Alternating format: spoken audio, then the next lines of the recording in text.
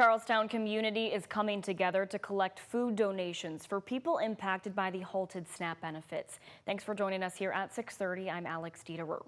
People in the area are feeling the effects of the SNAP benefits pause during the government shutdown. And today, people are spending their Sunday at First Baptist Charlestown, packing up donations to help. WHAS11's Clarice Shaley spoke to the pastor of the church about the community stepping up during this time. Food donations are nicely stacked in First Baptist Charlestown off Market Street. The community has donated non-perishables like canned meats, fruits and vegetables, along with pastas and cooking essentials. We decided to shift and really think about how can we meet the needs of the community and be a blessing. Lead pastor at the church, Shay Allen, says they decided to collect donations after the mayor said the biggest need right now is food insecurity. SNAP benefits paused Saturday due to the ongoing government shutdown. And when the community knew about the church's organized drive, donations poured in. In this side office in the church, we've got all of the donations and people are coming in and out, bringing those items, getting them ready to be packaged up for the people of Charlestown. When Pastor Allen sees the food donations, I think about just love and action, that, this is going to fill the belly of someone that's hungry. This is going to help a mom that's trying to figure out how she's going to pay for groceries. It's going to help somebody that's on a fixed income that doesn't know how they're going to make it. Church members will package up the food tonight. People can stop by the church office on Tuesday and Thursday from 1 to 3:30 p.m. to pick up a package. In Charlestown, Clarice Shaley, WHAS 11 on your side. And all over Kentuckiana, people have spent their weekend donating food and their time to those in need during these uncertain times. State lawmakers and Louisville city leaders were at Cardinal Stadium today to host a community food drive to support Dare to Care Food Bank. Community members were able to drive through and drop off non-perishable food items that will all go to help local families who are struggling without SNAP benefits.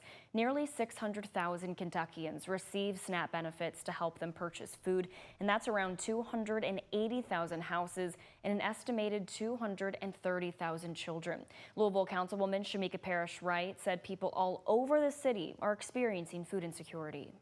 One of the first cars that drive through here was not looking to donate, but was looking to receive. And thankfully, thanks to electronic options, we were able to send her a Venmo and also send her a list of places she can get food from. And she was here from the 40211 zip code. That tells me that people in every one of our zip codes are food insecure and struggling with food. Congressman Morgan McGarvey was also at the drive today, who said organizations across our area are stepping up to make sure the people who are going hungry right now are fed. There are places all over Louisville right now doing really amazing work. I've seen so many people step up to help their neighbors, opening their hearts, their wallets, their pantries.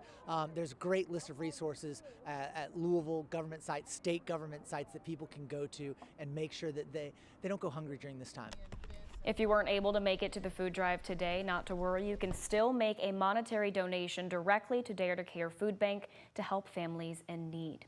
And here at WHAS 11, our tradition and history continues of helping Kentuckiana in need. We have a guide on our website for you to help local food banks. You can just text Food Pantry to the number here on your screen. That number is 502-582-7290, and we'll send you a link with a list of food pantries across Kentuckiana. As people continue to go without their SNAP benefits and organizations work tirelessly to help feed those who are struggling, the reigning question at the top of everyone's mind is when the funding for SNAP could potentially be brought back, as a federal judge has ordered the Trump administration to continue funding the program using emergency funds. President Trump said he's instructed government attorneys to find a legal path to restore SNAP funding, but he acknowledges benefits will be delayed. According to Treasury Secretary Scott Bessent, the benefits could be brought back as soon as this upcoming Wednesday. But there's a process that has to be followed, so we got to figure out what the process is. President Trump wants to make sure that people get their food benefits. So it could be done by Wednesday. Could be. Okay. Could be. Democrats remain firm for an extension of Obamacare tax credits to keep health care costs for roughly 20 million Americans from rising.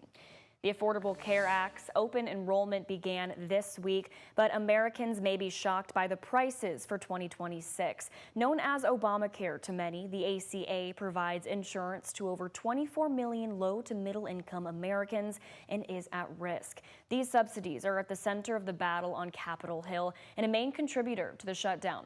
Republicans say they won't negotiate, and Democrats refuse to budge unless Republicans start to talk affordable health. The cost of health insurance through the program is expected to jump. KFF, a nonprofit focused on health policy around ACA, insurers are raising premiums by roughly 26% next year. But if you take away subsidies on top of the increases, the costs will be even higher. We're expecting that on average, premium payments are going to more than double. That's a 114% increase. KFF says average monthly premium costs could go from $880 to as much as $1,904 in 2026. The federal tax credits are set to expire at the end of the year.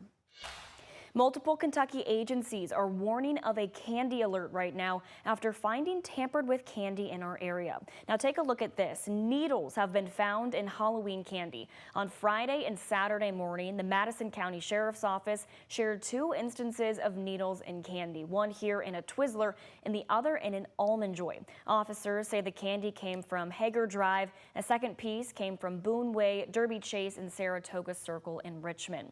And then in Glasgow, police also shared these pictures about possible candy tampering. This time it was in a Snickers bar, also found with a needle inside of the chocolate.